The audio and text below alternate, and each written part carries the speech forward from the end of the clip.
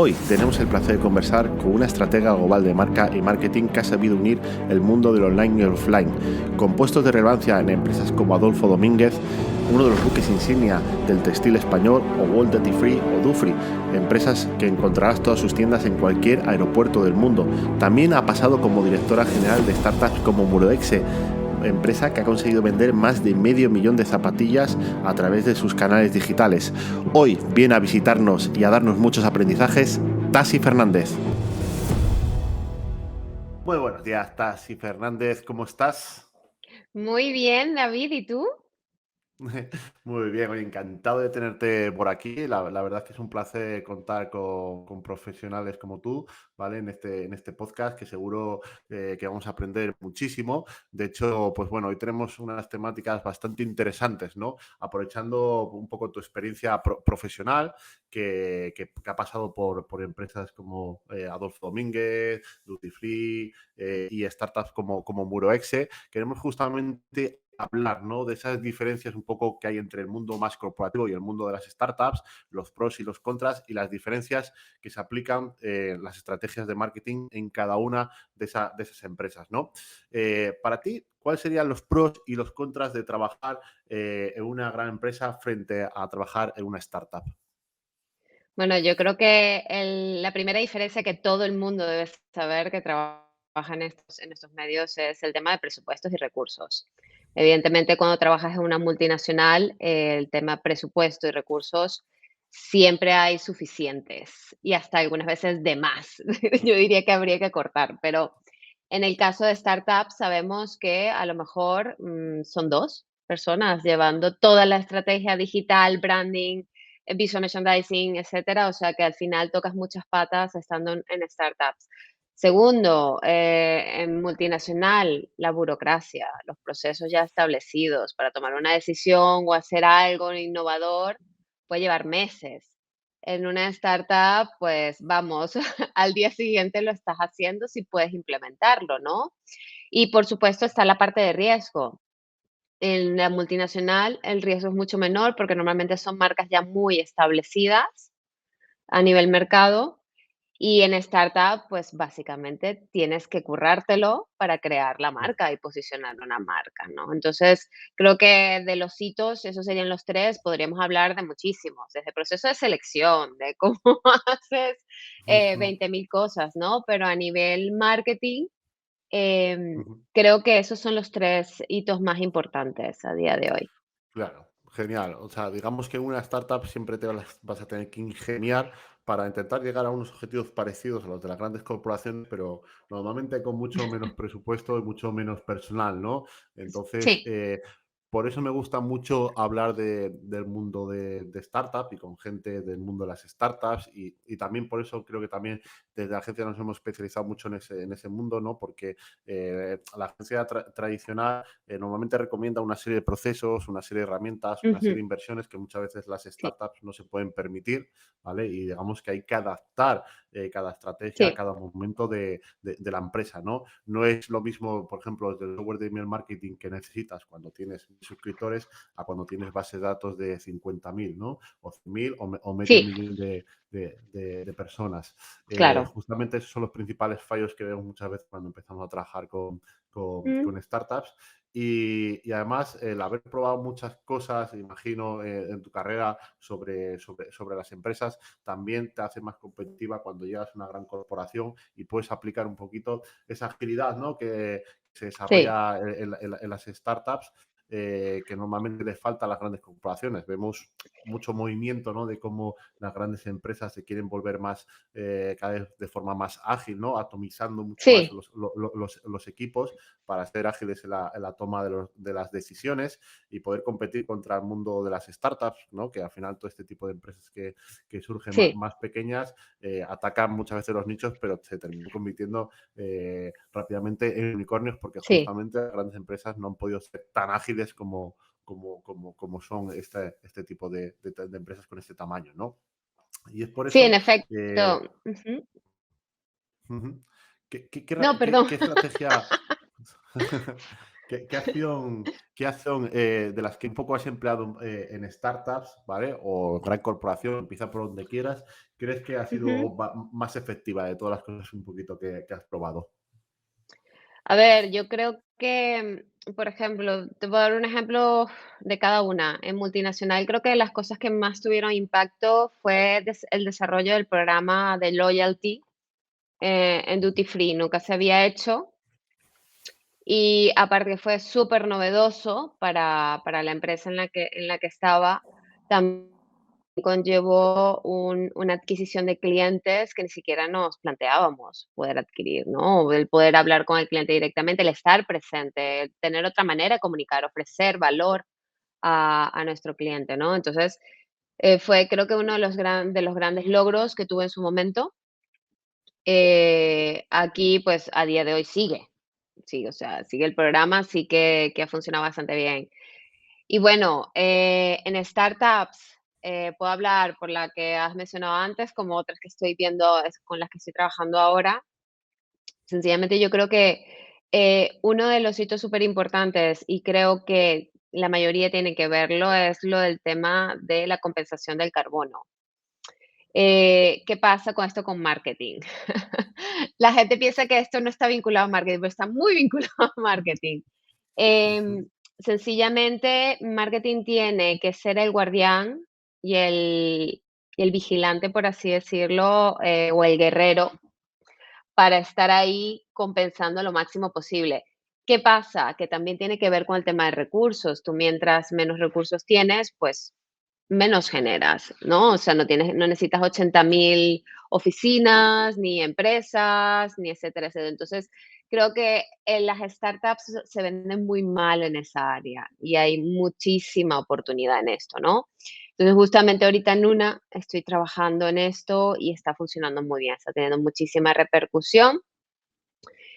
Al final, pues os podré decir cuál es la startup específica que estoy haciendo esto ahora, pero sí es verdad que toda la parte de experiencia focalizada al cliente, que es como los programas de lealtad o los loyalty programs, y toda la parte de ser sensible con el medio ambiente, el impacto que generas como empresa, eso el cliente, a nivel de marketing lo valora muchísimo y para ellos es un valor añadido que cada día está tomando más importancia. ujú, ok. Genial. Efectivamente, bueno, vemos grandes movimientos en todo tipo de empresas, ¿no? Hacia esta parte de la sostenibilidad, hacia comunicar estos valores de marca. De Sí, hecho, cada vez se integra más en la parte de los e-commerce, ¿no? Cuando ya nos correcto. aparecen muchos e-commerce cuando vamos a hacer un pedido, si queremos que la huella de carbono se compense cuando hagamos nuestro pedido. A veces lo asume la propia tienda online y está dentro de sus valores de marca y de comunicación. A veces el usuario quien tiene la posibilidad de pagar un extra Efectivamente. porque eso ocurra. Y justamente, bueno, esas son unas cuestiones a abordar, ¿no? O sea, esta parte de la construcción de marca, de los valores de marca, normalmente empiezan ya cuando la empresa es pequeña, ¿no? Cuando realmente empieza, Sí. somos unas startups. Muchas Ujú. veces esto se olvida porque se está focalizado en el crecimiento, en otro tipo de áreas, ¿no? Tú al final recomiendas que desde el inicio siempre hay unos valores de marca sólidos en cualquiera de estas empresas desde el momento que es startup, antes de convertirse en una multinacional para luego internacionalizarse, porque luego es como más difícil, ¿no? Implementar esas metodologías y volver hacia atrás. Es un efecto, justamente. Ujú, Creo que debe ser parte del ADN actual de cualquier tipo de empresa, porque es más fácil empezar a hacerlo desde los inicios a cambiar la estrategia. He visto y estoy viendo un montón de empresas que están intentando ahorita vincularlo. O sea, estamos hablando de empresas que a lo mejor generan billones de euros en ventas y aún así no tienen ni idea cómo hacerlo y ponen al típico perfil, que es el chico gerente de sostenibilidad o lo que sea, como lo quieran llamar, porque dependiendo de la empresa lo llaman de una manera u otra, sin presupuesto y sin personal, y sin vinculación al departamento de marketing. Entonces, aquí es preferible empezar de a poquito desde los inicios, que va a formar parte de tu cultura y todos tus departamentos, todos los stakeholders van a ser conscientes de este medio o este valor que tiene la marca y así se aplica en todas las áreas. ujú, ujú. Y basado en tu experiencia, como aprendizaje, como uno de los aprendizajes que queremos lanzar un poquito a la audiencia que nos Ujú. escucha, ¿qué cosas crees que impactan más sobre el usuario final de lo que pueden hacer las empresas? Es decir, cosas que vayan en función de la parte de la logística, de la parte de de la producción o la o fabricación. ¿Qué valores de marca habéis detectado que influyen más bueno, en esos drivers de consumo, ¿vale? O que son mejor apreciados por el usuario final? A ver, yo creo que la parte de o sea, lo has mencionado tú, parte de Ujú, producción y parte de logística. Em, Sencillamente el cliente a día de hoy se preocupa y se toma la molestia de inclusive mandarte mensajes antes de comprar para entender bien cómo produces, no solamente en la parte de materiales, sino con quién trabajas, en qué fábrica estás produciendo, respetan los derechos, sobre todo por los desastres que pasaron en India y todas las denuncias que hay en muchísimas fábricas en China. Eh, Ellos están bastante, o sea, más bien me ha sorprendido muchísimo ver gente normal, de que no son especialistas en la materia, preguntar ese tipo de cosas. O sea, que la gente cada vez está consensuando más. Y entonces, en la parte de producción incluye también, o sea, lo que es la parte humana y la parte de materiales. ¿Qué materiales utilizas? Y evidentemente aquí ya entramos a una materia que es un big melon, que sería el greenwashing, el famoso greenwashing. Eso es una vergüenza para nosotros los marketingianos que existe este concepto, porque esto quiere decir que nosotros estamos haciendo nuestro trabajo o lo hemos hecho demasiado bien, que nos encanta mentir, o lo estamos haciendo tan mal que tenemos que recurrir a la mentira para no porque no sabemos qué vender de la marca, ¿no? claro. Entonces, aquí hay un montón de cosas, pero sí, en efecto, todo el proceso de compensación de la huella de carbono que genera, sobre todo en la parte logística, se está viendo cada día más y están saliendo cada día más plataformas, apps, inclusive genéricas, que puedes comprar a través de ellas cualquier marca y te compensan, ¿no? O sea que Ujú, hoy en día se está avanzando muchísimo en este tema y en esta dirección y estamos hablando de apps que a lo mejor ya han logrado un contrato con Amazon. O sea, uno de los big ujú, monsters, vamos, qué impacto logístico tienen, pero uf, para tirar para arriba, claro, como quien dice. Y claro. inclusive ellos se están asociando con este tipo de apps para tratar de compensar el impacto que están generando por el tema de envíos, logística, transporte, etcétera, etcétera, que conlleva su negocio. Claro. Sí, nosotros hemos visto muchas veces muchas empresas que han intentado hacer este tipo de acciones por su propia cuenta. Siempre es complejo, ¿no? Hacer, por ejemplo, oye, voy a plantar un bosque si Mm, consigo X porcentaje de beneficios este año, ¿no? Que sepamos que luego mm, todo eso pues tiene una complejidad enorme poder hacerlo, ¿no? A nivel de permisos, es más caro de lo que parece. Bueno, puedes en llegar a ser efecto. una acción bonita, pero que la vía más fácil, más rápida y más segura siempre es contar con algún partner que te facilite todo Sí, este tipo de acciones, ¿no? Porque ellos ya tienen sus propios acuerdos para, por ejemplo, invento, saber dónde reforestar o dónde recoger plástico en el mar y bueno, ya tienen sus protocolos para poder hacerlo, ¿no? sí, Entonces tú igualmente lo vas a poder comunicar, vas a poder ayudar, pero sin falta de meterte en esa batalla que luego se vuelve bastante complejo ejecutar, ¿no? Eh, sí. Justamente con la parte del greenwashing, cómo comunicar esto, vemos que ahora pues tenemos muchos canales y además la gente le gusta consumir ese tipo de, de materiales, digamos, ¿no?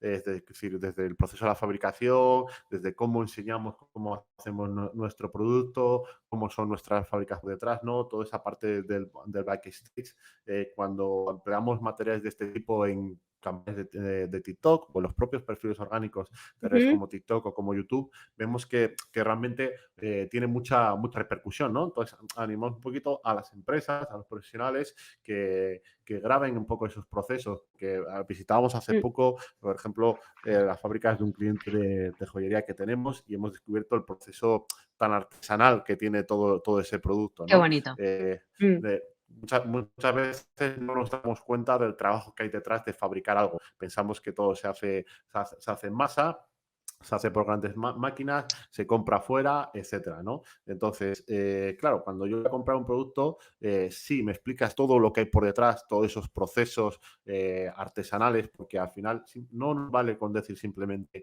que esto se fabrica en España o se fabrica en Europa o que es una Ya, producción artesanal.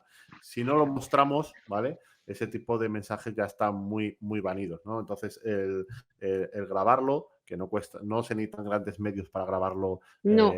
ya te doy eso, Sobre todo ¿vale? para las redes hoy en día con literalmente con tu teléfono y la gente lo aprecia, que no sea algo elaborado, sino que sea algo natural, que el mismo fundador aparezca, se grabe y diga, mira, estamos aquí en la fábrica, conocen no sé quién, a Pepito, a María, quien sea los que trabaje con ellos. Esto, ellos tienen muy, muy buen impacto y como dices tú, la gente está teniendo muchísimo interés, sobre todo en redes, de buscar esos tópicos o estos valores en marcas Ujú. o historias. Efectivamente, efectivamente. Entonces, bueno, ha habido grandes ejemplos en el pasado que ya se han construido en base a todo esto, Sí. pero todavía hay muchas marcas o muchos sectores que son un poco reticentes de mostrarlo, ¿no? Cuando nosotros lo llamamos el efecto TikTok, al final, pues TikTok está cambiando mucho los patrones de consumo de vídeos, de contenido, de los usuarios, y estas cosas que Ujú. funcionan en TikTok, si nos lo llevamos al resto de los canales, van a funcionar igualmente, ¿no? En ese sentido. Entonces, bueno, o sea, aquí siempre aconsejamos Sí, abrirlo, contar más, enseñar más de la empresa, enseñar más de los procesos, porque eso también pone muchas veces mucho más en valor el por qué el precio de un producto, ¿no? en Recuerdo historias efecto. muy bonitas que... Ujú. De hecho, Muroexe, que bueno, es una de las startups que has liderado, siempre tuvo valores, este tipo de valores, y transmitió muchas veces este tipo de valores, ¿no? Recuerdo que las fichas de producto, cuando tú ibas a Sí, comprar una zapatilla de 60 euros, por ejemplo, te desglosaba el precio que te había costado, que costaban los cordones, la suela, la fabricación, la logística, ¿no? Todo un cuadro para que supieras sí, realmente cuál era el beneficio real de la empresa y lo que había costado cada parte de los materiales de ese producto, ¿no? Que era algo bueno, cuando yo por primera vez no había visto en ningún e-commerce, al menos eso en Europa no se comunicaba así, ¿no? Entonces, también abría mucho las puertas bueno, de sus oficinas, contaba muchas cosas del equipo, sí. recuerdo newsletters que incluso se llegaba a contar cuántos tickets de atención al cliente se respondían, ¿no? Fue una Sí, marca como, sobre como todo después a, de Black Friday, sobre todo después de Black Friday. efectivamente, efectivamente. Sí, y recuerdo que eran cosas que al final el usuario valoraba mucho, ¿no? En ese Sí, sentido, que la marca fuera tan transparente y conocer, realmente volvía muchos más fieles, mucho más fans la marca, porque contaba todo ese tipo de cosas que, bueno, los entresijos de una empresa que muchas veces no nos imaginamos lo que hay detrás, ¿no? De ese e-commerce o de esa empresa, porque este producto cuesta esto y mi competencia o en este otro marketplace puedo encontrar algo similar, pero en mucho más efecto. barato, ¿no? O sea, todo lo que hay Sí. al final detrás, ¿no? Que esto no se trata Al solo de... final, es que al final todo se reduce en crear comunidad. O sea, Ujú, tú quieres crear una comunidad, tú no quieres crear un cliente. Yo no quiero crear una venta, yo quiero una comunidad, porque quiero que mi cliente no solo me compre una vez, quiero que se sienta parte de. ujú, Y es lo que muchísima gente, sobre todo en las startups, tú mismo lo sabes, se focaliza en crecimiento, crecimiento, crecimiento, a lo loco y se olvidan de que tienen que crear comunidad, de que de hecho lo que realmente te va a hacer sostenible a nivel económico a la larga es esta comunidad que vas a crear. Lo que pasa que, por desgracia, las startups sí se entiende perfectamente porque al final, cuando empiezan, es una inversión propia, la mayoría, quieren resultados lo más rápido posible, se focalizan en el resultado monetario y en objetivos cortoplacistas, en vez de medio, largo plazo, que son los que realmente te van a generar y van a posicionar esa marca gracias a la comunidad.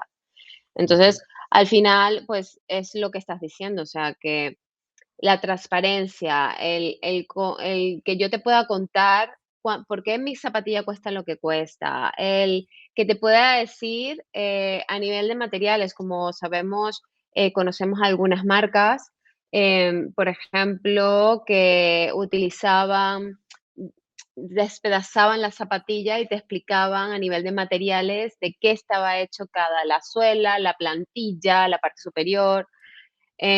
También el caso Muroexe, con el famoso proyecto de Kickstarter que ellos tuvieron con la primera zapatilla de todo un knit reciclado, cuando aquí, sobre todo en España, no se hablaba de knit reciclado en ninguna parte, ¿no? O sea, ni las marcas grandes como Campers, que ahorita tiene un programa fabuloso, ojo, tiene un programa de reusar, etcétera, etcétera, pero estamos hablando de que hace 5 o 6 años ni pensaban hacer esto, o sea, no se planteaba esto. O sea, sí es verdad que en Bella fue por así oveja, dependiendo de quién nos esté viendo, lo pronunciará de una manera u otra, Ujú, eh, rompió ese hito, ¿no?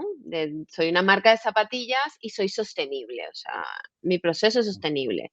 Pero bueno, el hecho es de que son cosas que se tienen que extrapolar al marketing, justamente, de la producción, la logística. ¿Cómo lo voy a comunicar? ¿A través de qué lo voy a comunicar? Y que sea lo más simple posible, porque no todo el mundo entiende los términos.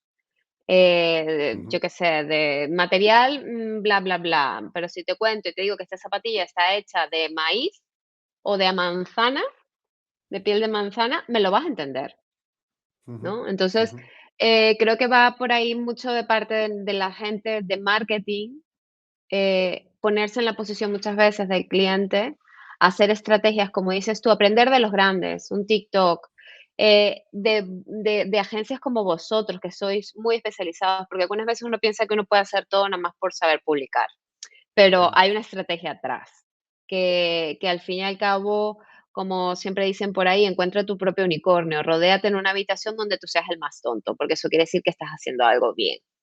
¿No? ujú, Aprender de la gente que sabe, de los especialistas. Yo creo que al final eso nos va a ayudar muchísimo, a ir mejorando cada vez y bueno, y se está viendo, ¿no? Yo creo que se está viendo muchísimas marcas, bueno, aparte de eso, hay grandes que han metido la pata hasta más no poder con el famoso greenwashing, pero bueno, están intentando, hacer ese cambio, y para una startup es mejor hacerlo ahora. Porque te evitas toda esa transición posterior y que a nadie le gusta, a ninguna empresa le gusta esto porque es inversión. Y la gente tiene que entender que esto al final va a repercutir en ventas. Es el problema que ujú, nadie ve a día de ujú. hoy. No lo ven como algo Claro, rentable. ¿Para qué voy a claro, invertir yo en esto si la gente me va a comprar igual? No, claro, no te va a comprar claro. igual. Claro. Sí, muchas veces, a ver, la mayoría de la gente que nos estará escuchando hoy que por verdad de mercados como España o de Latinoamérica, es verdad que en estos mercados vamos un poquito más retrasados en este tipo de valores o adopción de este tipo de valores que otro tipo de mercados, ¿vale?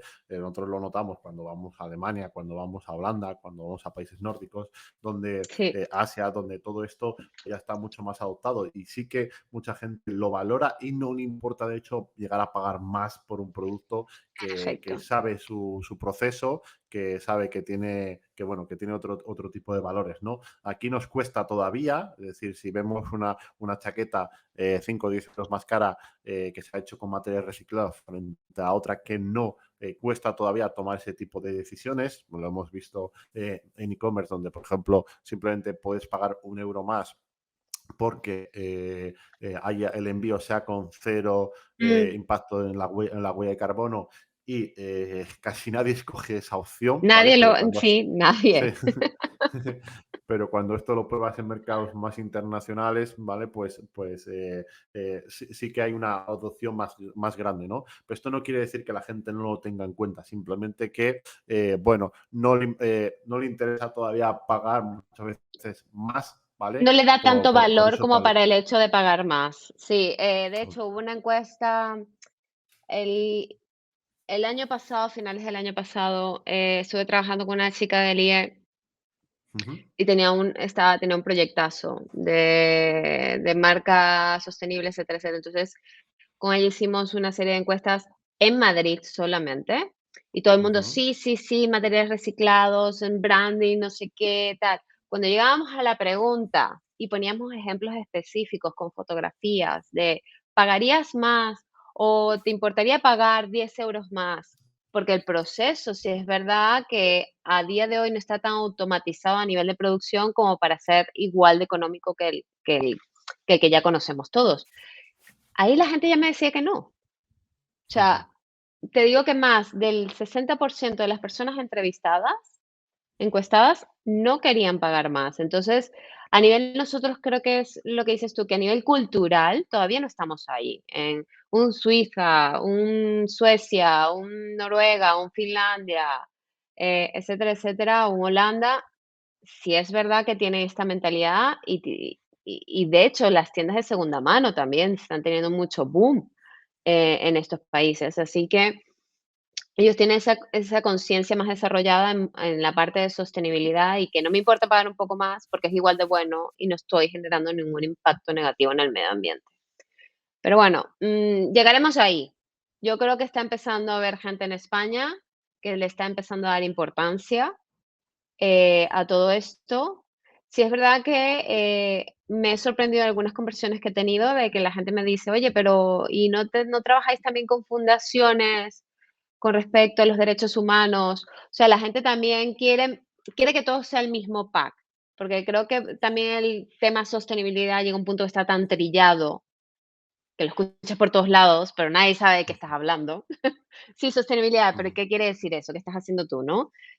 También la parte humana se está viendo otra vez recordada, ¿no? Así que es bastante interesante ver cómo está cambiando poco a poco. También te digo que no son tu generación, bueno, yo soy mayor que tú, pero ujú, no, yo creo que tu generación no, pero la generación que viene después sí está siendo muy consciente de estudiarse muy bien antes de comprar un producto y la marca y entender bien de dónde viene y por qué viene y a dónde va, ujú. básicamente. Claro, efectivamente. Muy interesante, bueno, un poco estos aprendizajes. Y justamente volviendo a la parte de internacionalizarse, ¿no? Creo Ujú, que una de las cosas más difíciles siempre es cuando realmente las empresas, ya sea una startup, ya sea una multinacional, está en varios ujú. mercados a la vez, ¿no? Unificar todo este tipo de mensajes y todo este tipo de acciones, incluso gestionar que toda esta parte de los equipos, ¿no? Se coordinen bien y que tengan los mismos valores de marca en todos los mercados, que bueno, no siempre tiene que ser así, ¿no? A veces se cambian. Eso en e-commerce lo vemos Sí, también mucho, que los métodos de pago, los métodos de envío que quiere un mm, alemán no se tienen que parecer nada a los que quiere un español, ¿no? Por poner un en ejemplo, si efecto. ya nos vamos a Latinoamérica o Asia, pues ya todo cambia ahí, ¿no? Pero incluso dentro de Europa Sí, hay grandes diferencias, ¿no? En la parte de la comunicación, la parte del envío, la parte de cómo te tienes que comunicar tú con tu cliente, ¿no? Hay mercados donde la sí. privacidad pues, se tiene que respetar mucho si no quieres, bueno, dañar un poquito los valores de marca. Y justamente claro, en tu experiencia en estas multinacionales, ¿no? ¿Cómo has conseguido coordinar un poquito los equipos? ¿Cómo consigue coordinar un poco los equipos, los mensajes? Que creo que me parece siempre una de las cosas más difíciles, ¿no? De cuando se crece mucho y a veces hasta muy rápido, de unificar todo ese tipo de cosas.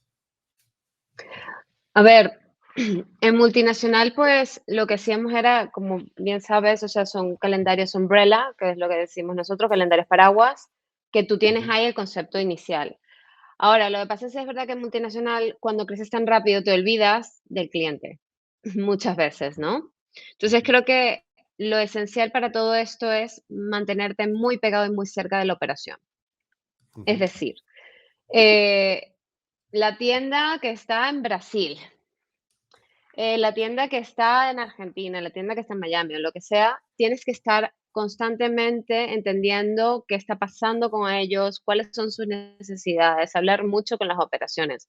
Creo que muchas veces nos ponemos, y por desgracia la gente de marketing en algunos países o en algunas empresas o en algunas ramas somos conocidos como pinta y colorea, que básicamente estamos para poner carteles bonitos. Cuando es todo lo contrario. O sea, marketing debería ser el pegamento entre comercial y operaciones. O sea, es el que en realidad debería dar un soporte a aglutinar las necesidades tanto de uno como de otro.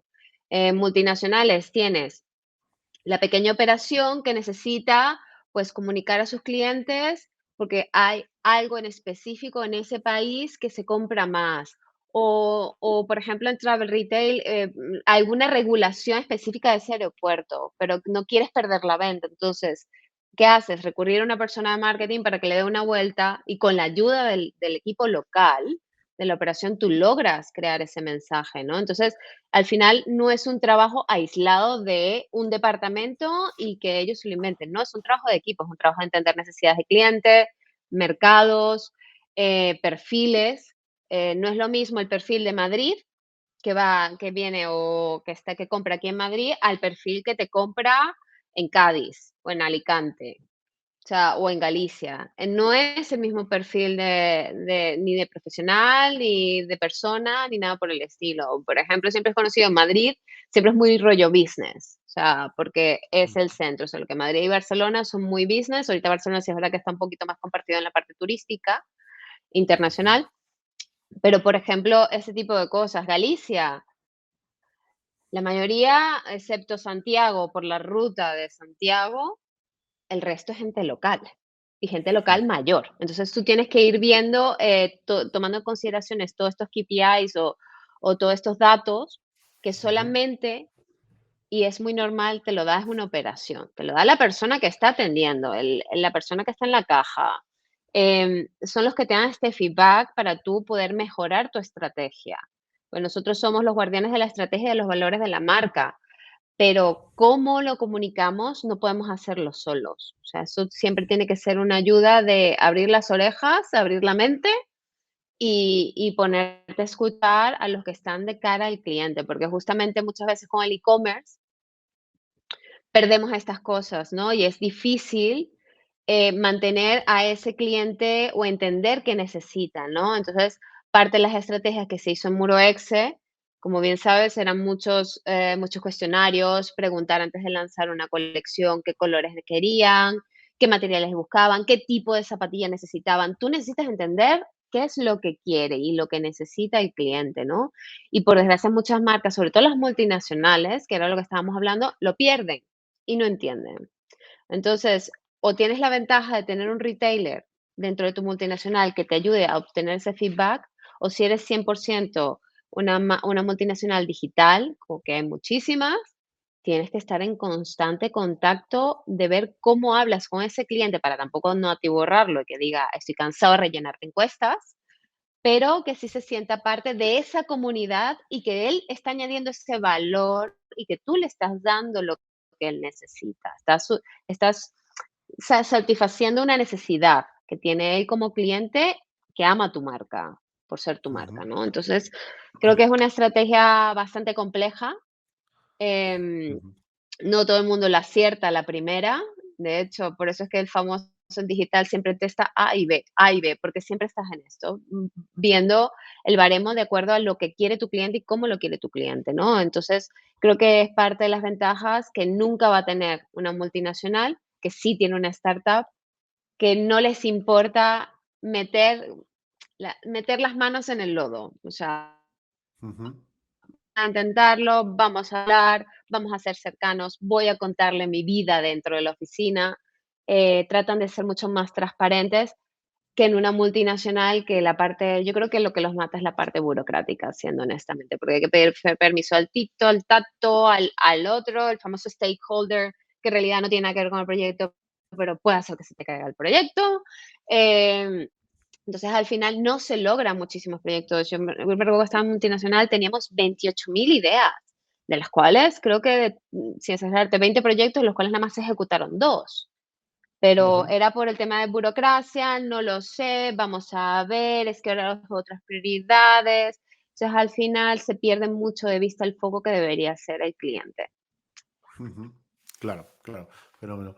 Interesante, muy interesante. Sí, poner al cliente en el centro de tus decisiones, que eso es como todas las empresas lo quieren hacer, todos los libros de marketing te lo dice, pero luego poca gente realmente lo aplica, ¿no? Práctica. Comentabas antes el Ujú, caso de Murex y los formularios. Yo recuerdo como para planificar el lanzamiento de algún tipo de producto nuevo se hacía una encuesta se recibían Perfecto. miles de respuestas a esa encuesta y cuando el producto ya salía al mercado, claro, tú ya tenías validado que al menos había X número de personas que ya querían exactamente ese mismo producto, por lo tanto ya tenías un X número de ventas aseguradas, ¿no? Y que además, si Sí, por simplemente una regla de tres, ese X número de personas era un pequeño porcentaje de lo que eran tus clientes recurrentes, le gustarían a otros tantos muchos, ¿no? Entonces ya hacías lanzamientos casi de manera segura, ¿no?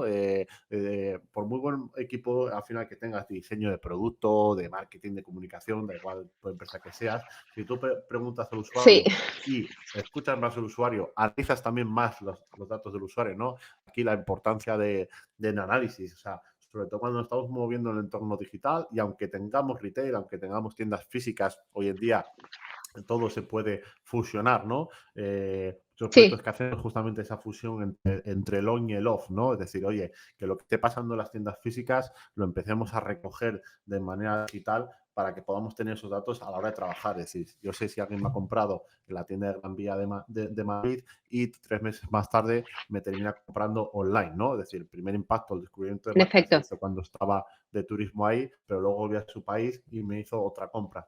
Qué importante poder recoger esos datos, ¿vale? Y cuestionar esos datos para las estrategias de marketing y sobre todo para muchas veces tomar decisiones, porque podemos pensar que tener, por ejemplo, una tienda física en un determinado lugar no nos es rentable a Ujú. nivel de ventas, pero que sí, pero luego nos damos cuenta de que sí, que estamos fidelizando usuarios que siguen haciendo compras cuando vuelven a sus lugares de orígenes, ¿no? Es uno de los ejemplos Sí. más recurrentes que siempre vemos en ese sentido.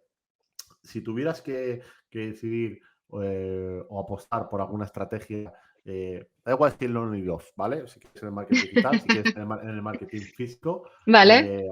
fuera un poquito de todas estas estrategias y estos valores de comunicación que hemos hablado, que por supuesto son muy, muy importantes, ¿qué cosas crees que tú harías ahora mismo de que implementarías una empresa que le van a ser más rentables en el medio y largo plazo a nivel de estrategia de marketing digital, a nivel de marketing global? O sea, ¿por qué canales apostarías? ¿Hacia dónde crees tú que van un poco los tiros? A ver, 100% digital. Digital nunca morirá. O sea, así de simple. O sea, creo que digital, cada vez somos más digitales. Cada vez hay más herramientas, ahora está la realidad virtual, tenemos la inteligencia artificial que nos ayuda a segmentar, a ser muchísimo más concisos, inclusive nuestra inversión a nivel digital. Vamos, que quien no tenga presencia digital, yo creo que no existe a día de hoy, y es la verdad. O sea, es así de simple. Tema retail está volviendo a retomar, si es verdad. Se retomó muy lento, la gente pensaba después de la pandemia, sí, ahora todo el mundo va a salir corriendo a la calle, y fue todo lo contrario. eh, y costó bastante. Y ahora, los últimos datos que sacó McKinsey, finales del año pasado, es que se preveía que este año íbamos a tener los mismos niveles de prepandemia. O sea, a nivel de ventas de retail, de recuperación de retail.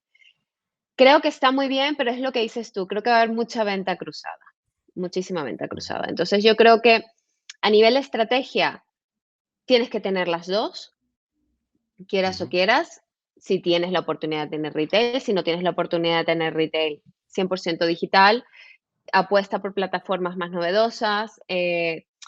A ver, no tengo nada en contra de Instagram, pero creo que Instagram se me ha sobrepoblado y es muy Ujú. difícil esa segmentación y llegar al cliente que quieres.